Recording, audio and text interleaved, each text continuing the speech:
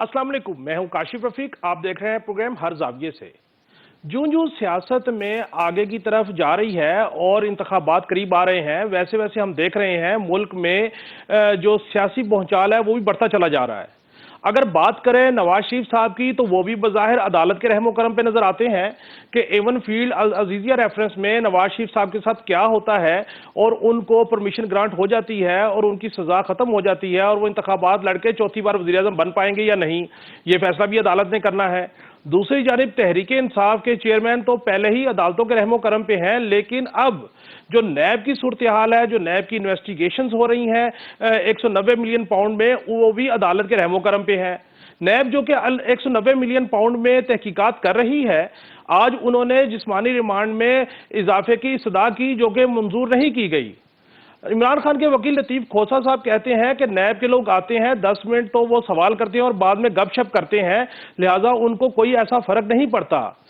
Adiala jail के बाहर आज हमने देखा कि कुछ लोगों ने चेयरमैन तहरीक इंसाफ के खिलाफ, उनकी अहलिया के खिलाफ नारेबाजी की। ये सारा मामला हुआ तो उन पर लतीफ खोसा का कहना है कि ये भी एक ऐसी एक ट्रीटमेंट की गई है, इसका कोई खातिर खा हासिल नहीं होगा। वो पुर उम्मीद है कि अदलिया से चेयरमैन तहरीक इंसाफ को इंसाफ मिलेगा और 190 मिलियन पाउंड हो या दीगर साइफर केसेस हो, उसमें उनको इम्प्लीकेट नहीं होते। लेकिन बहरहाल फैसला अदालत ने करना है। जबकि एक अजीब बात यह हुई कि जो मौजूदा निगरान वजीर आजम है वो भी सुबह तक अदालत के रहमो करम पे थे। उनके खिलाफ भी एक दरखास्त गई कि 90 दिन में इंतखाबात करवाना मकसूद थे, नहीं हुए, लिहाजा इनको काम से रोका जा सके। गो के अदलिया ने वो दरखास्त नाकाबिल समात करार दे दी। इस हवाले से देखेंगे कि सियासत में कौन फेवरेट है कौन नहीं है, इख्तलाफात तो सामने आ रहे हैं। और सबसे बड़ी चीज, बिलावल साहब और जरदारी साहब चूंकि दुबई गए थे, वहां से एक फैमिली फोटो भी रिलीज हुआ। अब देखना यह है कि सियासत में फातेह कौन होगा, फेवरेट कौन होगा, क्योंकि बहुत जल्दी से चीजें जो है वो तब्दील हो रही हैं और वफादारियां भी तब्दील हो रही हैं। प्रोग्राम के दूसरे हिस्से में कि जो जो सियासत में आगे की तरफ जा रही है, इलेक्शन करीब आ रहा है, वैसे वैसे हम देख रहे हैं कि मुल्क में दहशतगर्दी में भी इजाफा हो रहा है। आज बन्नू में खुदकुश हमला हुआ।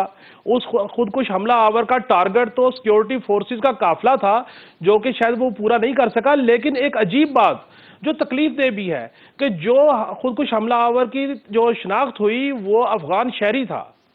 सोचने की बात यह है कि जिन अफगान शहरियों को पाकिस्तान ने साला साल पनाह दी, क्या उनके कहने पे या उधर से अफगानिस्तान से इंसर्जेंसीज पाकिस्तान में क्यों कम नहीं हो रही और सिक्योरिटी फोर्सेस के काफिलों को ही क्यों अटैक किया जा रहा है?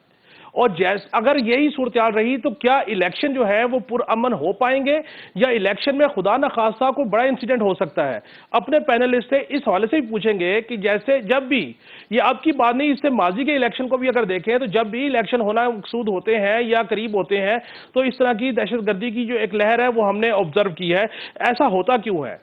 तीसरी अजीब बात अब मुझे समझ नहीं आ रही कि हम इस पे खुश हों या परेशान हो कि आईएमएफ का वफ्द जो है वो पाकिस्तान में आ चुका और आईएमएफ का वफ्द जो है वो बाकायदा, हमारे ज़राए का ये कहना है, वो ये टारगेट लेके आया है कि वो एक हफ्ते तक पाकिस्तान के वजारत खजाना के हुकाम के साथ, मौजूदा जो निगरान सेटअप है उनके साथ एक हफ्ते तक मुज़ाकरात करेगा। और मुज़ाकरात में ये होगा कि हम टैक्स नेट को बेहतर कैसे कर सकते हैं या वसी कैसे करें। अब टैक्स नेट को वसी करने का मामला और है, लेकिन अगर टैक्स कलेक्शन को बढ़ाने का मामला सामने आता है और उसके ऊपर कोई सजेशन सामने आती है आईएमएफ के वक्त की तरफ से, तो इसका मतलब यह है कि आप टैक्सेस में इजाफा कर रहे हैं। अब ये नहीं समझ आ रही कि आईएमएफ जो हमें पैसे देने जा रहा है उसमें मजीद वो टैक्सेस लगाने की शराइत रखता है या नहीं रखता। और अगर फर्ज कर लें उन्होंने कुछ और टैक्सेस रखने की शराइत रख दी कि मजीद टैक्स लगाए जाए अवाम के ऊपर, तो फिर जो अवाम बदहाल है, परेशान है मुआशी मामले के ऊपर, महंगाई के हाथों, क्या वो मजीद टैक्सेस का बोझ बर्दाश्त कर सकेगी या नहीं कर सकेगी? अब आईएमएफ की जो मुतालबात हैं, जो हमारी निगरान हुकूमत की स्ट्रेटजी है और जो आने वाली हुकूमत के लिए ये चीज़ें चैनलाइज करने जा रहे हैं, क्या हम ये तवक्को रखें कि मुल्क की मईशत बेहतर होगी और इससे अवाम को कोई आसूदगी होगी, कोई अच्छा इजाफा मिलेगा या कोई रिलीफ मिलेगा, कि अवाम बेचारी फिर भी पिसती रहेगी और नारों पे, वादों पे यकीन रखेगी? इन तमाम मौज़ूआत पे गुफ्तगू का बाकायदा आगाज करेंगे एक ब्रेक के बाद। हमारे साथ रहिए, मिलते हैं एक ब्रेक के बाद।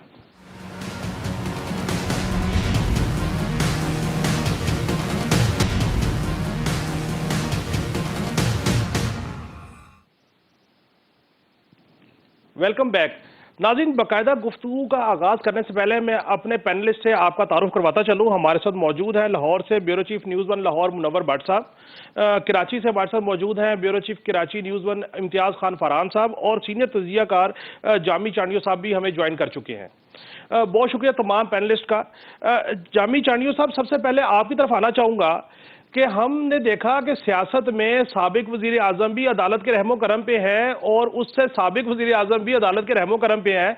मेरी मुराद नवाज शरीफ साहब से है और चेयरमैन तहरीक इंसाफ से है। वैसे तो जो भी मुल्क में वज़ीर आज़म रहे वो अदालत के रहमो करम पे ही रहे। इस वक्त अगर पॉलिटिकल सिनेरियो को देखा जाए, पीपल्स पार्टी की जानिब से जो एफर्ट्स हो रही हैं, नून लीग की जानिब से जो एफर्ट्स हो रही हैं, और बाकी जो छोटी बड़ी जमातों की एफर्ट है वो आप सबके सामने है। ये बताएं कि सियासी मैदान में फेवरेट की जो जंग है, कि ये फेवरेट या वो फेवरेट। जरदारी साहब कहते हैं कि हो सकता है हम हुकूमत बना लें, नवाज शरीफ साहब की तैयारी से लगता है कि वो वजीर आजम बनेंगे। आपको क्या लगता है फातेह कौन होगा इस सियासी जंग का? देखें काशिफ साहब, जो आपने बात की और कि इस वक्त जो मुल्क में सियासी मंजरनामा है और गो के इंतखाबात के तारीख का ऐलान हो चुका है, लेकिन उसके बावजूद दो तीन फैक्टर्स ऐसे हैं कि जो बड़े चैलेंज बनकर सामने उभरे हैं इन हालात में। सबसे पहली बात तो ये है कि इस दफ़ा के इंतखाबात के हवाले से पहले से ये परसेप्शन बन चुका है। वो कहते हैं कि perception is bigger than reality. तो हकायक कुछ भी हों, लेकिन अक्रॉस दी कंट्री ये परसेप्शन बन चुका है कि इंतखाबात इस दफ़ा भी शफाफ नहीं होंगे और इंजीनियर्ड होंगे, और जाहिर है कि जो एक मखसूस मुल्क की सूरत हाल है उसमें जो कुव्वतें फैसला करती हैं वही फैसला करेंगी। तो ये एक परसेप्शन अक्रॉस दी कंट्री ये बन चुका है, एक बात। दूसरी बात जो आपने खुद कही कि जो मेजर मेन स्ट्रीम सियासी जमातें हैं, तो एक लिहाज से गैर यकीनियत की सूरत हाल पैदा हो चुकी है और पैदा कर दी गई है। जैसे आपने दो मिसालें दी कि पीटीआई के बारे में अब तक नहीं पता कि वो इंतखाबात में जा सकेंगे नहीं जा सकेंगे, उनको अपना इंतखाबी निशान मिलेगा नहीं मिलेगा। पीएमएलएन के बारे में आम परसेप्शन ये है कि नवाज शरीफ साहब को लाया गया है और उनकी सूरत हाल इस्टेब्लिशमेंट से लेकिन जाहिर है कि उनके केसेस चल रहे हैं, और पाकिस्तान पीपल्स पार्टी गो के इस हैसियत में नहीं है अब कि मुल्की सतह पर वो कोई बड़ी जमात बनकर उभरे, लेकिन उसके बावजूद वो अपने हिसाब से। तो ये जो फैक्टर है गैर यकीनियत का, ये भी एक बड़ा फैक्टर बन के सूरत हाल सामने आई है। और जो आपने पहले अपनी इब्तदाई बात में की कि तीसरा बड़ा स्ट्रेटेजिक फैक्टर जो हर दफा इंतखाबात में सामने आता है, 2008 के इंतखाबात से पहले बेनजीर साहिबा का कत्ल हुआ, 13 के इंतखाबात में आपने देखा कि मुल्क में दहशत गर्दी की लहर थी और बहुत सी जमातें इंतखाबात के अमल में उस तरह से जा नहीं सकी। यही सूरत हाल 18 की इंतखाबात में थी। तो मैं समझता हूँ कि अगर मुल्क के ये हालात हों कि एक तरफ लोगों को यकीन हो कि उनके वोट से हुकूमत नहीं बननी और ये तयन करना है, और दूसरी जानिब एक सियासी गैर यकीनियत की फिजा हो जो मुल्क में मुकम्मल तौर पर मौजूद है, और तीसरी मरतबा एक अदम तहफ़्फ़ुज़ की सूरत हाल हो, तो मुझे बताइए कि इस सूरत हाल में मुल्क में यही वजह है कि मुल्क में अभी तक कोई सियासी मोमेंटम नहीं बन पाया, कोई टेम्पो नहीं बन पाया, लोगों का ट्रस्ट जो डेफिसिट है वो कम नहीं हुआ कि वो कोई बहुत सरगर्म शिरकत करेंगे तो शायद हुकूमत उनकी मर्जी की आएगी। तो मैं समझता हूँ कि इस दफा के इंतखाबात होने से पहले ही जो सूरत हाल है उसमें अपनी क्रेडिबिलिटी और अपनी एक वायबिलिटी और अपना जो एक तरह से ज़ाहिर सियासी अमल अवाम में शहरियों में ठीक हो गया,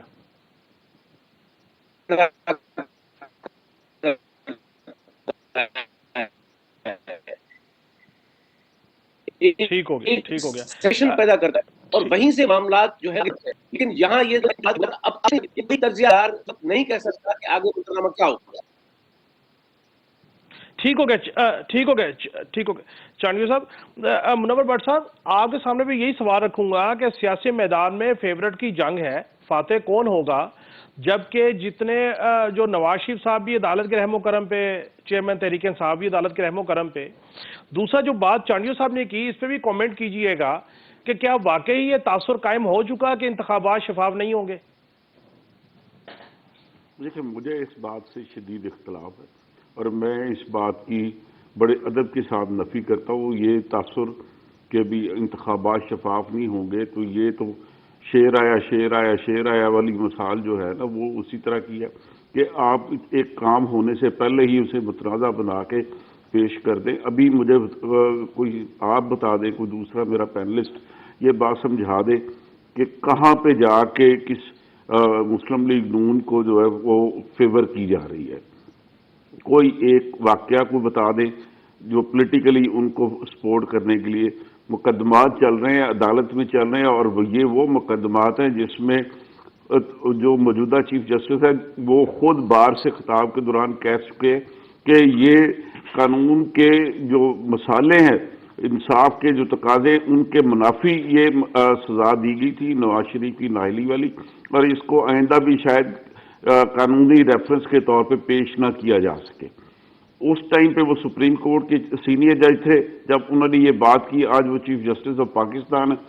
تو یہ ان کی اس بات کو اگر عزت دی جائے اور اس کو سمجھا جائے کہ وہ درست فرما رہے, تو پھر آپ بتا دیں کہ نواز شریف کے مقدمات کی کیا حیثیت رہ جاتی ہے.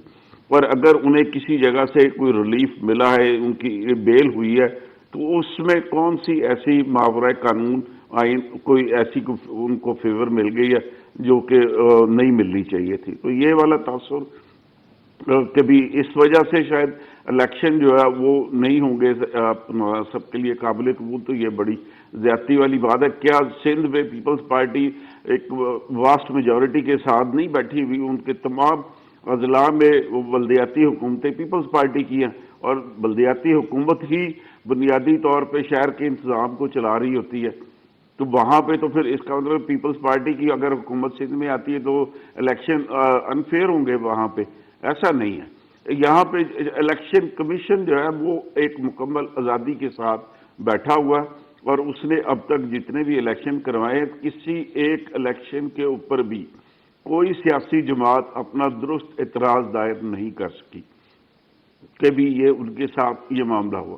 ایک الیکشن میں دھاندلی ہوئی تو وہ اس کا نوٹس خود الیکشن کمیشن نے لیا, اور اس کے بعد وہاں پہ دوبارہ انہوں نے پول کروا دی تھی, اور وہ اس کے رزلٹ کے اوپر بھی کسی کو کوئی اعتراض نہیں ہوا. تو یہ والا معاملہ ہے. الیکشن کمیشن مکمل آزادی کے ساتھ اپنے فیصلے کر رہا ہے, اور اب یہ ممکن ہے کہ کسی کو وہ فیصلہ جو ہے وہ پسند آئے, کسی کو فیصلہ پسند نہ آئے, لیکن ان کی انٹیگریٹی کے اوپر اس طریقے سے تحفظات کا بیان کرنا مجھے لگتا ہے کہ وہ غیر مناسب بات. اور یہ وقت سے پہلے پھر الیکشن کو جو متنازع بنانے والی بات ہے وہ اسی کے زمرے میں جائے گا. جو جماعتیں بظاہر ان کے الیکشن ریس میں وہ پیچھے ہیں وہ تو ضرور اعتراض داخل کرتی ہے. بٹ صاحب آپ کی نظر میں فاتح کون, زرداری صاحب یا نواز شریف؟ نہیں, میں اس ملک کا جو آئین ہے وہ اس کو فاتح سمجھتا ہوں. یہ اس معاملے میں جو بھی عوام جس کو بھی مینڈیٹ دے گی وہ اس ملک میں اگلی حکومت بنائے گا. ابھی یہ بہت قبل از وقت بات ہوئے گی کہ کون سی جماعت وہ کو اکثریت ملے گی, کتنی اکثریت ملے گی, کون سی جماعت وہ پیچھے ہوگی. بٹ صاحب ٹھیک ہو گیا, آپ کا نقطہ نظر آ گیا. امتیاز خان فرحان صاحب, سیاسی میدان میں فیورٹ کی جنگ فاتح کون, اور جو چانڈیو صاحب نے نقطہ نظر رکھا کہ الیکشن جو ہے وہ شفاف ہونے کے اوپر سوالیہ نشان انہوں نے اٹھایا, آپ ان دونوں باتوں پہ کیا کومنٹ کریں گے؟ بسم اللہ الرحمن الرحیم. کاشف, پہلے تو یہ سمجھایا جائے فیوریٹ کیسے ہم یہ ایزیوم کریں کہ کون فیوریٹ ہے کون نہیں ہے, یعنی کوئی چیز سامنے نظر آئے کس طرح سے ہو. آصف زرداری صاحب نے کہا کہ میں خود چاہتا تھا, میں نے خود سسٹم کا لاڈلا کون, کس کو لاڈلا دیکھ رہے ہیں؟ دیکھیں کوئی لاڈلا اس وقت فی الحال نظر نہیں آ رہا, سب فیس کر رہے ہیں, ساری چیزیں فیس کر رہے ہیں. 2018 والی صورتحال نظر نہیں آ رہی اس وقت. 2018 میں 2017 سے یہ معاملات شروع ہو گئے تھے, بلکہ 2014 سے میں اور آپ سب کہہ رہے تھے کہ کون لاڈلا ہے کس طرح ہے, اور وہ ابھی بھی لاڈلا ہے. یہ میں آپ کو بتا دوں کچھ بھی نہیں ہو رہا. جیل میں تحفظ کے ساتھ رکھا گیا ہے, 200 گز کا گھر بنا کے دے دیا گیا ہے جو کہ کبھی بھی نہیں ہوا. کسی قسم کا ایویڈنس نہیں جا رہا. جتنے ساری چیزیں جا رہی ہیں وہ سب فیور میں جا رہی ہیں. لاڈلا ابھی بھی وہی ہے. یہ نواز شریف ہواؤں میں رہے, خوش فہمی میں رہے, بلکہ میں سمجھتا ہوں شاید نہیں ہے, انہیں پتہ ہے کہ کیا صورتحال ہے. کیونکہ میرے کل 2 دوست آئے ہوئے تھے, 2-3 روز سے, کوئٹہ کے جرنلسٹ ہیں, بڑے نان جرنلسٹ ہیں. انہوں نے کہا تھا کہ بلوچستان میں بھی بعض ایسی شمولیت ہوئی ہے مسلم لیگ نون میں جس سے نواز شریف خوش نہیں تھے اور وہ ناراضگی کا بھی اظہار کر رہے تھے. انہوں نے یہ ساری باتیں انہوں نے کی ہیں. تو ہم یہ کہ بھئی کون فیوریٹ ہے, اور یہ بات جو بٹ صاحب نے ایک بات کہی ہے میں بالکل ہوں اس میں. کیا ہے, لوگوں نے کہا جی اپیل, جناب ان کو اپیل کا اور بھائی جب انہوں نے اپیل فائل کی تھی ان کا باہر بھیج دیا گیا, کیبنٹ کا فیصلہ آیا, یاسمین راشد رونے لگیں, شیریں مزاری آنسو بہانے لگیں, عدالت نے فیصلہ کر دیا, ان کو باہر بھیج دیا, وہ ٹائم بار ہو گیا, وہ سسپینڈ ہو گئی تھی. ہم نے کہا جناب جائیداد واپس کر دی, کرکی کا وہ بھائی جائیداد اس لیے قبضے میں لی تھی عدالت نے کہ وہ انہوں نے پٹیشن فائل کی تھی, چلے گئے تھے, وہ ہیرنگ پہ نہیں آ رہے تھے کیونکہ ملک سے باہر تھے, وہ واپس آ گئے, سرنڈر کیا, ان کی جائیداد واپس ہو گئی اور اس کے بعد ان کی اپیل ریسٹور ہو گئی. اس میں کہاں کا فیور آ گیا؟ یہ ایک روٹین کام ہے. روٹین کام میں اگر ایک عام آدمی ہوتا, جب بھی یہی کام ہونا تھا, جب بھی وہی ہوتا تھا. اب وہاں پہ ساری چیزیں فیوریٹزم تو دوسری طرف جا رہا ہے سارا. اور دوسرا جامی نے جو ایک بات کی کہ بات ایک حد تک درست ہے بالکل, اس کی وجہ یہ ہے کہ یہ بلاول بھٹو نے یہ پہلے بات کی کہ جناب وہ فیور دی جا رہی ہے, لیول پلینگ فیلڈ نہیں ہے, ساری چیزیں ادھر سے جواب نہیں آیا, گو کہ مسلم لیگ نون نے اس طرح جواب نہیں دیا. امتیاز بھائی لاڈلا پلس کا, امتیاز بھائی لاڈلا پلس بھی بلاول صاحب نے دیا نام.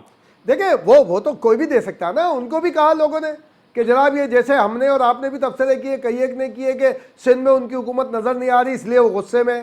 پھر ہم نے کہا کہ جی آصف زرداری اور بلاول بھٹو کے درمیان اختلافات ہو گئے. اختلافات کیا, میں اپنی رائے کا اظہار کر رہا ہوں, منور بٹ اپنے, جامی چانڈیو اپنے, کاشف رفیق اپنے. تو کیا ہمارے اختلافات ہیں؟ ہمارے اوپینین کا ایک فرق ہے. ہمارا اوپینین ہے آپ جس اینگل سے 6 دیکھ رہے ہیں میں اس اینگل سے 9 دیکھ رہا ہوں, یا میں اپنے حساب سے, اس میں اختلاف نہیں ہے نا. بلاول کا اختلاف تھا, اس نے ایک بات چیت کی, آگے کی. اب ایک اور کلپ اس کا بلاول بھٹو صاحب کا آیا ہے کہ وہ اسکول کے بچوں سے بات کر رہے ہیں اور اس میں وہ کہہ رہے ہیں کہ جناب میں یہ چاہتا ہوں کہ آپ کی نسل کے لیے, ہماری نسل کے لیے ایک اچھی پالیٹکس ہو, یہ بلیم گیم ختم کیا جائے اور یہ ساری چیزیں ختم کی جائے, جو آگے بڑھا جائے. یہ بات وہ کہہ رہے ہیں, وہ ساری چیزیں. اب اس کو ہم اختلاف کا رنگ بھی دے سکتے ہیں اور اس کو ہم یہ رنگ بھی دے سکتے ہیں کہ وہ ایک ینگ قیادت کو آگے چاہ رہے ہوں کہ بھئی آ جائے, مریم نواز آ جائیں, وہ آ جائیں, ادھر سے اسفند یار ولی صاحب کا ایمل ہے بیٹا, ادھر سے اور دوسرے, وہ سارے کے سارے ینگ نکل کے آئیں اپنی جماعتوں میں.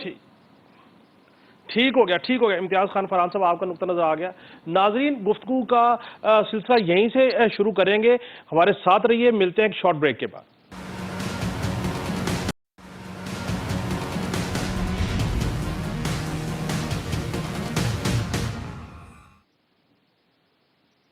ویلکم بیک ناظرین. ناظرین ملک میں دہشت گردی کے واقعات روز بروز بڑھتے جا رہے ہیں اور ہماری جو اطلاعات ہیں اور آئی ایس پی آر کی جانب سے جو ریلیز سامنے آئی اس کے مطابق آج بھی بنو میں جو معاملہ ہوا, جو خودکش دھماکہ ہوا, اس میں افغانی شہری کی شناخت ہوئی ہے اور ان کا ٹارگٹ جو ہے وہ سیکیورٹی فورسز کا قافلہ تھا اور ایک گروپ ہے حافظ گل بہادر گروپ, ان کے ساتھ ان کا نیکسس بتایا جا رہا ہے. کیا افغانستان پاکستان کا جو ہمسایہ ہے اور پاکستان کے افغانستان کے اوپر بہت احسانات ہیں, کیا افغانستان کی موجودہ حکومت وہاں سے پاکستان کے اندر جو انسرجنسیز کے واقعات ہو رہے ہیں ان کو کنٹرول کرنے کے لیے اپنا کردار ادا کر رہی ہے یا نہیں؟ دوسرا, منور بٹ صاحب آپ کے سامنے یہ سوال رکھنا چاہوں گا. دوسری بات جو امپورٹنٹ وہ یہ کہ کیا الیکشن کے قریب یہ دہشت گردی کے واقعات جو بڑھ رہے ہیں, کیا یہ بھی گو کی کیفیت کا شکار ہے کہ اب یہاں پہ ایک ڈیبیٹ سی شروع ہوتی نظر آ رہی ہے کہ شاید الیکشن آگے جا رہے ہیں, 8 فروری کو شاید الیکشن نہ ہو سکے, اور جس طرح پچھلے سیگمنٹ میں چانڈیو صاحب نے ذکر کیا مختلف واقعات کا, اگر 2008 سے لے کے 18 تک آئے تو آپ نے بھی دیکھا کہ دہشت گردی کے واقعات ہوتے رہے ہیں. یہ کوئی مخصوص مائنڈ سیٹ ہے جو الیکشن ڈیلے کرنا چاہتا ہے, یہ جینورلی پاکستان کی جو معاشی صورتحال ہے وہ سیکیورٹی کی عدم استحکام کی وجہ ہے؟ آپ کیا کہیں گے اس پہ؟ دیکھیں میں یہ سمجھتا ہوں کہ یہ پاکستان میں صرف معاشی عدم استحکام جو ہے اس کو تول دینے کے لیے یہ ایک وار چل رہی ہے جس میں پاکستان دشمن طاقتیں ملوث ہیں. اس میں وہ صرف پاکستان چونکہ ایک بڑے صبر آزما پروسیس سے ابھی نکلا ہے اور پاکستان ڈیفالٹ کے قریب پہنچ گیا تھا, اور وہ اب ڈیفالٹ سے اپنی اکانومی کو ریوائیو کرنے کے پروسیس میں ہے. تو یہ والی چیز جو پاکستان کی دشمن قوتیں ہیں ان کو یہ پسند نہیں ہے، اور وہ سمجھتی کہ اگر پاکستان معاشی طور پہ خود مختار اور باوقار ملک بن گیا تو پھر وہ شاید جو چیزیں وہ امپوز کرتے رہے ہیں پاکستان پہ، ان کے لیے یہ پھر اس طرح کی چیزیں امپوز کرنا وہ ممکن نہیں رہے گا. تو یہ والا معاملہ ہے یہاں پہ، اور کچھ بھی نہیں ہے. اور یہ الیکشن پروسیس جو ہے وہ کسی بھی حالت میں اس کو یہ ڈیمیج نہیں کر سکیں گے یہ لوگ. جس طرح بھی ہے یہ پاکستان کی جو ریاستی ادارے ہیں جو وہ اس بات پہ کمیٹڈ ہیں کہ انہوں نے اب کسی بھی دہشت گرد گروہ کے ساتھ کوئی ڈائلاگ والا سلسلہ نہیں رکھنا، اور طاقت کا جواب جو ہے وہ طاقت سے دیا جائے گا. تو یہ والی پالیسی جب ملک نے اپنائی ہے، جس ملک نے اپنائی ہے وہ اس نے اپنے ٹارگٹس اچیو کی ہے. کوئی اس طرح کے معاملات نہیں ہے، پریشانی والی بات ہی ہے. صرف یہ ہے کہ آپ کو اپنے ملک میں عوام کو یہ رائٹ دینا ہے کہ وہ اپنے بیلٹ کے ذریعے وہ فیصلہ دے، اور جو بھی حکومت بنتی ہے اس کو کام کرنے کی آزادی ہو. جب ملک میں جمہوریت پروان چڑھتی ہے تو پھر عوام کا اعتماد بھی بڑھتا ہے، اداروں پہ بھی اعتماد بڑھتا ہے، حکومت پہ بھی بڑھتا ہے، اکانومی وہ بھی ریوائیو ہوتی ہے، معیشت کا پہیہ چلتا ہے، لوگوں کے مسائل حل ہوتے ہیں. تو یہ والی چیزیں فی الحال پاکستان دشمن قوتیں ان کی کوشش یہی ہے کہ پاکستان معاشی طور پہ اور سیاسی طور پہ عدم استحکام کا شکار ہو. تو وہ اس سلسلے میں اپنے کارروائیاں کر رہی ہیں.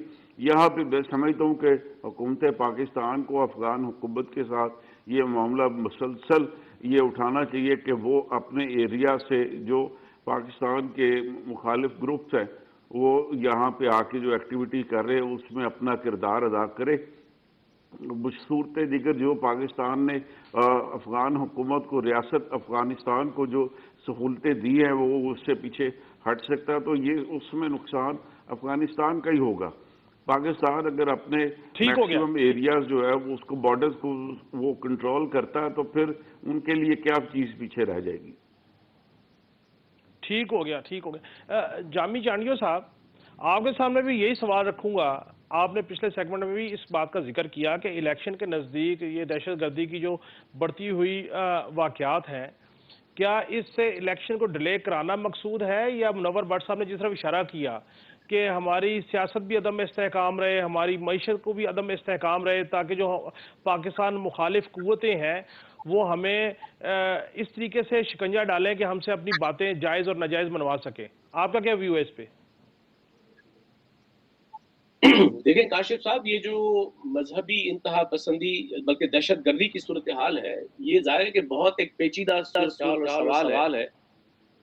لیکن الیکشن کے تناظر میں جو آپ کی بات کی ہے، میں اس میں صرف دو نکات پہ بات کروں گا.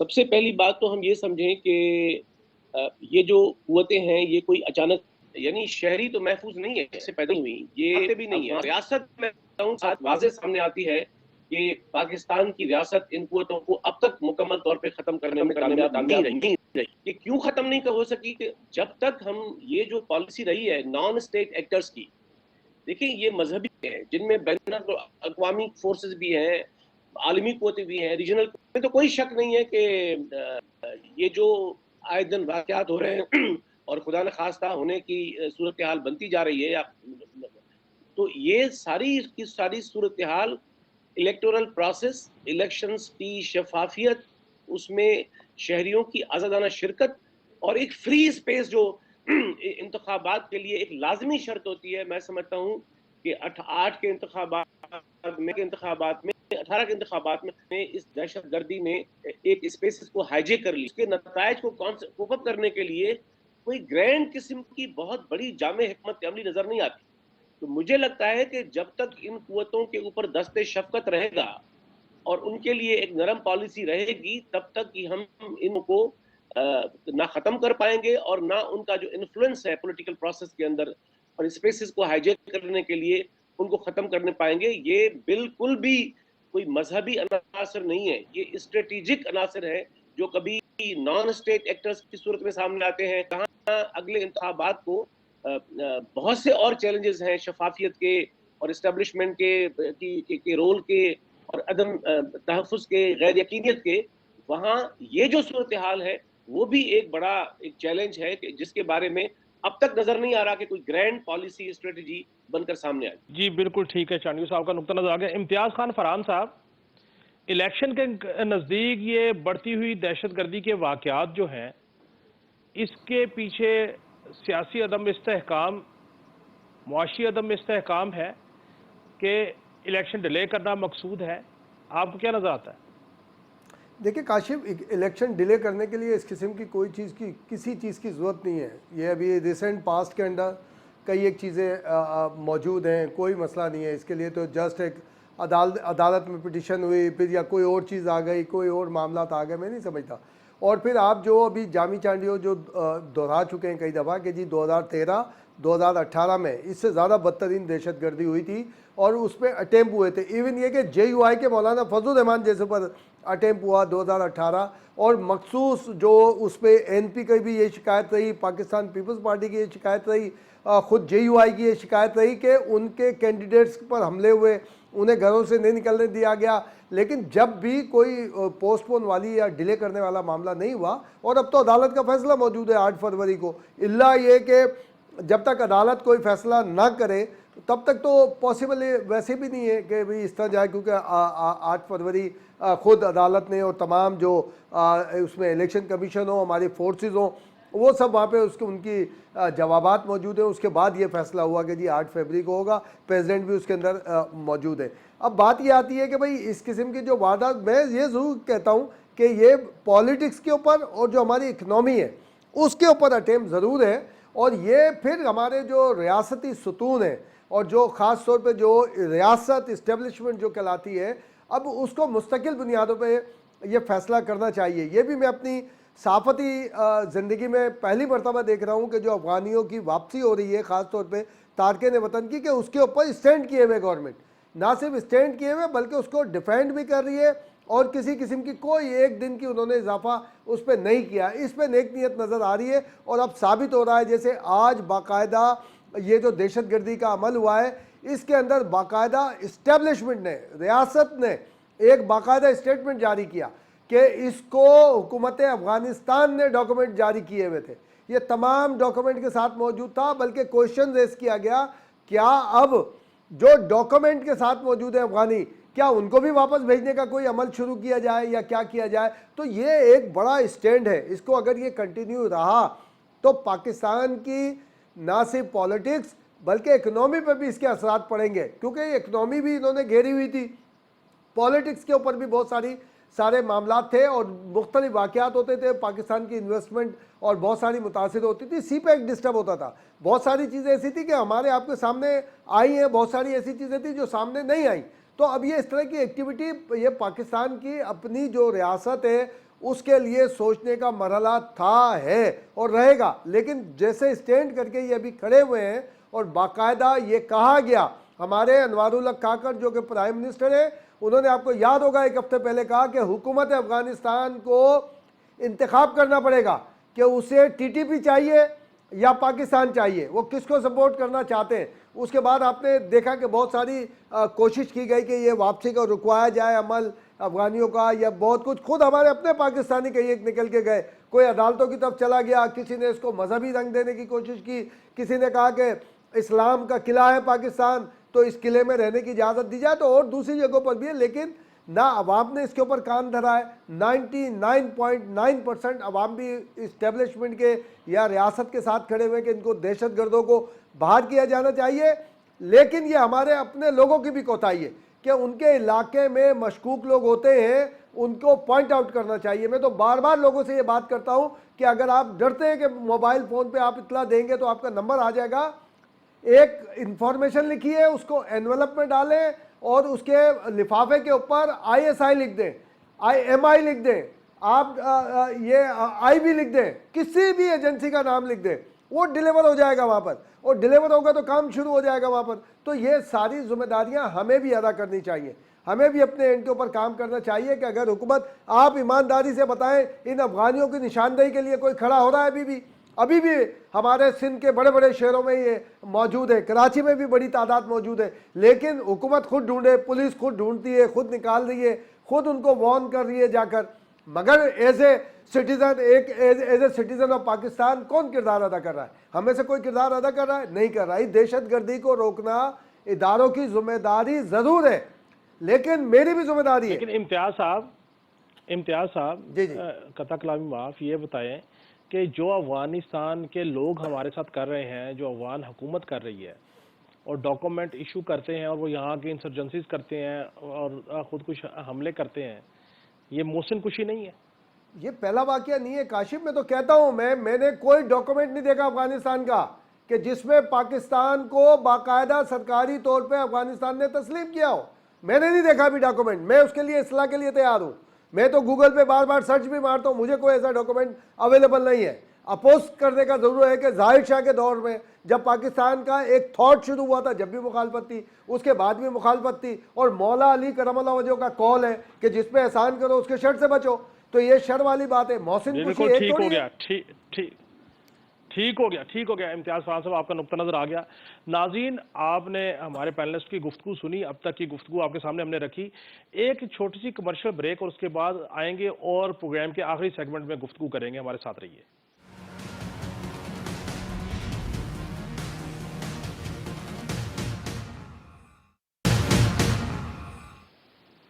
ویلکم بیک ناظرین، پروگرام کے اس سیگمنٹ میں ہم بات کریں گے پاکستان کی معیشت کے حوالے سے. امتیاز خان فرحان صاحب، آپ کی طرف آنا چاہوں گا. آئی ایم ایف کا وفد پاکستان آ گیا، معاشی استحکام کے اوپر گفتگو ہو رہی ہے، اور جو میری شنید ہے کہ جو آئی ایم ایف کا وفد آیا ہے وہ ٹیکس نیٹ کے حوالے سے گفتگو کرے گا اور اس بات کا احاطہ کیا جائے گا کہ ٹیکس نیٹ کو کیسے بڑھایا جائے اور ٹیکس کے والیوم کو کیسے بڑھایا جائے. اور مجھے تو یہ تحفظات لگتے ہیں کہ شاید ٹیکس نیٹ کو جب بڑھانے کی بات ہوگی تو مزید ٹیکسز بھی نہ لگانے پڑ جائیں کیونکہ ہم نے والیوم انکریز کرنا ہے. تو آپ کیا سمجھتے ہیں؟ آپ کے پاس بھی کوئی ایسی خبر ہے؟ اور اگر ٹیکس لگتے ہیں نئے ٹیکس تو پھر عوام معاشی طور پہ آسودہ ہوگی یا اور خراب ہوگی؟ یہ ان کی آمد کا جو ایک شیڈیول ہے کہ جی کیا کیا کریں گے، وہ کس طرح نیٹ بڑھائیں گے. پھر ایک سب سے زیادہ اہم بات جو قابل توجہ ہے، جو اس میں آئی ایم ایف کی طرف سے ڈیمانڈ کیا جا رہا ہے کہ جو ٹیکس نیٹ میں نہیں ہے ان کا جو ہے وہ شیئر کیا جائے، آئی ایم ایف سے شیئر کیا جائے. تو اس کا مطلب یہ ہے کہ ہمارا نیٹ تو 10 سے 12 لاکھ بتایا جاتا ہے. اس کا مطلب ہے کہ کروڑوں جو نہیں ہے اس نیٹ کے اندر وہ ہم پورا ان سے شیئرنگ کریں گے. اس کا مطلب ہے ہمارا پورا ڈیٹا جو ایک زمانے میں نابضہ کے حوالے سے ایک اسکینڈل بنا تھا تو وہ پورا ڈیٹا ہمارا آئی ایم ایف لے کے جائے گی اور سارے کا سارا وہاں پر ان کے پاس ہوگا، پھر وہ طے کریں گے. اور پھر اس کا مطلب یہ ہوا کہ آئی ایم ایف کی طرف سے جو چھوٹے چھوٹے کلپ وائرل کیے جاتے ہیں وہ سب جھوٹے ہیں، غلط بیانی سے کام لیتے ہیں لوگ کہ جناب آئی ایم ایف تو حکمرانوں سے، اشرافیہ سے غریبوں کو ٹیکس میں چھوٹ دینے کی بات کرتا ہے، لیکن یہ اشرافیہ غریبوں پہ بجلی پانی گیس پر لگا کر یہ جو ہے وہ اپنے آپ بچ جاتے ہیں. تو آج تک کاشف یہ بتائیں کیا آئی ایم ایف نے بجلی پانی گیس کے اوپر کوئی اعتراض کیا ہے کہ جو چھوٹے چھوٹے غریبوں کے گھر پہ ٹیکس لگتے ہیں بجلی کے بلوں پہ، پانی کے بلوں پہ، دوسرے نیٹ کے اوپر؟ یعنی ایون یہ کہ گروسری کا سامان آپ کسی مال سے، کسی بڑے اسٹور سے آپ خریدنے جائیں وہ ٹیکس لگتا ہے، اس کو نام دیا ہوا ہے کہ جی یہ سیل ٹیکس ہے. چلے یہ میری طرف سے اگر سیل ٹیکس ہے تو اس کی تو جس کو میں نے پیسے دیے اس کی تو انکم ہوئی، تو ادھر سے انکم ٹیکس مل رہا ہے آپ کو، میں بھی دے رہا ہوں اور ملٹیپلائی دے رہا ہوں. تنخواہ دار ہوں تو میرے تنخواہ میں سے کٹ رہا ہے، میں تنخواہ کے ذریعے دے رہا ہوں. تو اس سے ہمیں نکلنا پڑے گا اور اس کے لیے جو آپ بھی ایک بار باتیں کرتے تھے وہ ہمیں یہ کرنا ہے کہ ہم اسٹیٹ بینک کو پہلے آئی ایم ایف سے کیسے چھڑا سکتے ہیں کہ وہ جو ایک لیجسلیشن کے ذریعے باقاعدہ پی ٹی آئی گورنمنٹ نے حوالے کیا ہے، یا تو ہمیں ہماری تصحیح کر دی جائے کہ ایسا کوئی نہیں ہے، ابھی اسٹیٹ بینک آزاد ہے. اگر اسٹیٹ بینک آزاد نہیں ہے تو ہم اسی طرح الجھے رہیں گے. ایک آئے گا ڈیلیگیشن میں اور آپ گفتگو کر رہے ہوں گے کہ جناب یہ تو آئی ایم ایف اب ہم پیسے لے رہے ہیں تو ٹیکس بڑھائے گا، یہ کرے گا، بہت ساری باتیں. امتیاز صاحب، جی امتیاز صاحب، اسحاق ڈار صاحب سینٹ میں تقریر کرتے ہیں اور نواز شریف صاحب بھی برملا اس بات کا اظہار کرتے ہیں کہ ان کے دور حکومت میں ڈالر مستحکم تھا، معیشت اچھی تھی، ملک معاشی طور پہ گرو کر رہا تھا. تو یہ پھر یکدم 3.5-4 سال کے عرصے میں ملک جو ہے وہ اتنا زیادہ پرابلم میں کیسے آ گیا کہ ہمیں آئی ایم ایف کی ہر کئی ہوئی تجویز ماننی پڑتی ہے، بات ماننی پڑتی ہے؟ دیکھیں، جب آپ کا بچہ بڑا فیشنیبل ہو جائے اور وہ گریجویٹ ہو جائے اور پھر وہ نکل آئے عیاشیوں کے اوپر تو جو آپ کی فیملی نے 50 سال میں بچایا ہے وہ 50 ہفتوں کے اندر تباہ کر دے گا. وہ ایسا کچھ بھی ہو سکتا ہے. ہم نے یہی تو بولا نا کہ جب 36,000 ارب روپے کا لیا گیا قرض لیا گیا ماضی میں جو پورے 70 سال میں نہیں لیا گیا, ہم نے کہا نہیں یار یہ تو ایسے ہی اڑ رہا ہے, اور بہت سارے ایسے فیصلے کر لیے گئے, اسٹیٹ بینک دے دیا گیا, IMF کی جا بجا شرائط منظور کر لی گئی. ہم نے کہا نہیں یار اس کا کیا قصور ہے, یہ سارا ہمارا قصور ہے. یہ سارا ہمیں ایسیس کرنا چاہیے اور ہمیں IMF کی ڈکٹیشن سے آپس میں ملنا چاہیے. میں بار بار کہہ چکا ہوں کہ شہید رانی محترمہ بے نظیر بھٹو کے دور میں IMF نے اسی طرح پریشر ڈالنا شروع کیے تھے, تو بے نظیر صاحبہ نے ایک اسٹریٹجی کے ساتھ نکلی تھی اس سے. ہم ان کے کیوں مانتے ہیں؟ ہمیں IMF کے خلاف بھی پروگرام کرنے چاہیے, ان کے خلاف بھی بات کرنی چاہیے کہ یہ غریب دشمن ہے. بالکل بالکل بالکل امتیاز صاحب آپ کی تجویز آ گئی, انشاءاللہ اس پہ پروگرام کریں گے. جامی چانڈیو صاحب, آپ سمجھتے ہیں کہ جو موجودہ حکومت ہے, نگران حکومت, ان کے جو فیصلے ہیں وہ معاشی استحکام کی طرف جا رہے ہیں؟ جو IMF کی تکنیکی ٹیم آئی ہے جو ہمیں یہ بتائے گی کہ ہم ٹیکس نیٹ میں کیسا اضافہ کر سکتے ہیں, آپ اس بات سے اتفاق کرتے ہیں کہ ہم اس راہ پہ چل کے معاشی استحکام حاصل کر سکتے ہیں؟ دیکھیں کاشف صاحب, بات یہ ہے کہ یہ اتنے کوئی شارٹ ٹرم چیلنجز نہیں ہے کہ صرف یہ نگران حکومت کی پالیسیوں کے لینسز کو ہم دیکھیں. بات یہ ہے کہ IMF جو ہے اور پاکستان کا, میں صرف 2 نکات کی بات کر رہا ہوں آپ کے ساتھ, 3 بات.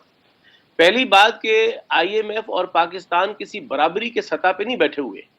IMF ایک انٹرنیشنل ایک بینک ہے جو ظاہر ہے کہ عالمی سامراجی قوت کا ایک ہتھ کنڈا ہے اور اس کے سامنے پیسے مانگنے والی ریاست ہے.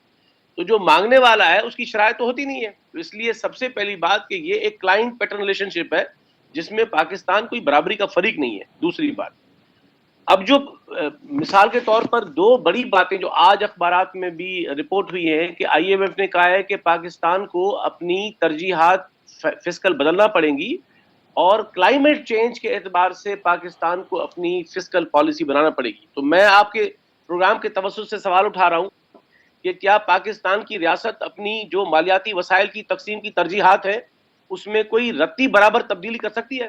کوئی اگلی حکومت کر پائے گی؟ کیا آپ اپنے ڈیفنس بجٹ کو کم کر پائیں گے؟ اور جو غیر ترقیاتی اخراجات ہیں وہ کم کریں گے آپ؟ تو اس لیے, اور دوسری بات جو امتیاز صاحب نے بھی کی کہ جو آپ نے سوال کیا کہ جو ٹیکس نیٹ ہے, دیکھیں ٹیکس نیٹ جو ہے اس کو بڑھانے کی کوئی شرائط ہوتی ہیں. ایسے تو نہیں ہو سکتا کہ کسی ملک میں ریاست سروسز بھی نہ دے, پینے کا پانی بھی نہ دے, اور ریاست شہریوں کو کچھ بھی نہ دے, اور وہ صرف ٹیکسز بڑھا کے ان سے پیسے لیتی رہے. تو دنیا میں جہاں جہاں ٹیکس امپروو ہوتے ہیں, ٹیکس نیٹ بڑھتا ہے, وہاں ریاست ڈیلیور کرتی ہے, وہ سیوک ایمینٹیز فراہم کرتی ہے. ٹھیک ہو گیا پاکستان. اور تیسری بات میں کہہ رہا ہوں کہ جو وسائل کو بڑھانا ہے پاکستان کا, وہ وسائل کے بڑھانے کے لیے جو شرائط ہے, زراعت پہ آپ نے فوکس نہیں کیا, انڈسٹری پہ آپ نے فوکس نہیں کیا, ہیومن ریسورس پہ آپ نے فوکس نہیں کیا, تو فوری طور پر کیسے ایک ریاست 25 کروڑ کی عوام کی ریاست جو ہے وہ اپنے معاشی وسائل بڑھا دے گی؟ اس لیے میں سمجھتا ہوں جب تک پاکستان میں ایک مکمل طور پر وسائل کو پیدا کرنے اور اس کی جائز تقسیم کی ترجیحات تبدیل نہیں ہوگی, تب تک یہ معاملہ بہتر نہیں ہوگا. ٹھیک ہو گیا. منور بٹ صاحب, آپ سمجھتے ہیں کہ معاشی استحکام کے لیے جو حکومتی پالیسی ہیں وہ درست ہے؟ میں بالکل اس بات سے اتفاق کرتا ہوں کہ اس ٹائم پہ جو حکومت کی معاشی پالیسیاں ہیں وہ ملک میں استحکام لے کے آئیں گی. اور یہاں پہ مجھے IMF والا جو بات چل رہی تھی اس کے اوپر بھی کمنٹ کرنا ہے. اگر آپ پاکستان کو ایک خوشحال ملک بنانا چاہتے ہیں تو IMF نے کوئی اس طرح کی شرائط عائد نہیں کی کہ جس سے عام آدمی جو ہے اس کو کوئی مشکلات درپیش ہو. البتہ جو پاکستان میں رولنگ کلاس ہے اس کے لیے مشکلات ضرور بڑھ سکتی ہیں, اور یہ والی بات جو ہے وہ ہماری رولنگ کلاس کبھی بھی اس کو ایکسیپٹ کرنے کے لیے تیار نہیں ہوتی. یہاں پہ ٹیکس انڈسٹری پہ لگتا ہے لیکن اس کی پیمنٹ جو ہے وہ لاسٹ کنزیومر کر رہا ہوتا ہے, انڈسٹری خود سے پے نہیں کر رہی ہوتی ٹیکس. یہاں پہ مال پہ ٹیکس لگتا ہے لیکن وہاں پہ شاپنگ کرنے والوں کو ایک علیحدہ سے ایک چٹ وہ بل کے ساتھ لگا دی جاتی ہے کہ آپ نے اتنی شاپنگ کی, اتنے % ٹیکس ہے, تو وہ بھی لاسٹ جو کنزیومر ہے اس سے وصول کیا جا رہا ہے. یہاں پہ اگر ہماری اکانومی جو ہے وہ اس کو بالکل ڈیجیٹلائز کر دیا جائے اور ہر آدمی کی جو آمدنی کی ہے اس کو آپ کیلکولیٹ کر کے چلے اور منیمم ایک رکھ دیں کہ اماؤنٹ ہے وہ اس کے اوپر جو عام آدمی جس میں ایک گزارا کر سکتا ہے اس کو آپ ٹیکس فری کر دیں، اور یہ اشیاء خور و نوش اور دوسری جو کموڈیٹیز ہے اس کو آپ بالکل منیمم پرائز پہ لے کے آئے، اور اس سے اوپر جتنی بھی آمدنی ہے، جس بندے کی جتنی بھی آمدنی ہے وہ 25 سے 40% وہ ٹیکس پے کرے۔ دیکھیے گا کتنی جلدی پاکستان جو ہے اس کی اکانومی ریوائیو ہوتی ہے اور پاکستان خوشحال ہوتا ہے۔ یہ والا ماڈل امریکہ، یورپ اور دوسرے جو بڑے طاقتور ملک ہیں وہاں پہ یہی ماڈل ہے۔ مجھے برطانیہ کا تھوڑا سا پتہ ہے کہ وہاں پہ میری فیملی کے لوگ رہتے ہیں، وہ 40% تک ٹیکس پے کرتے ہیں اپنی آمدنی کے اوپر۔ اوکے، ٹھیک ہو گیا، بہت شکریہ، بہت شکریہ منور بٹ صاحب، امتیاز خان فرحان صاحب، جامی چانڈیو صاحب۔ ناظرین، آج کی گفتگو ہم نے آپ کے سامنے رکھی۔ عوام سے بہتر جج کوئی نہیں ہوتا، آپ کو بہتر جو لگے آپ اس میں سے اپنا نتیجہ اخذ کر سکتے ہیں۔ میری صرف ایک دعا ہے کہ خدا کرے کہ ایسے ملک میں حالات پیدا ہوں کہ یہاں پہ سیاسی استحکام بھی آئے، معاشی استحکام بھی آئے، اور یہاں کے رہنے والے غریب لوگ جو ہیں وہ اچھے طریقے سے عزت نفس کے ساتھ اپنی زندگی گزار سکے۔ ناظرین، دیگر پھر کسی مہمانوں کے ساتھ کسی وقت ملاقات ہوگی۔ اللہ حافظ۔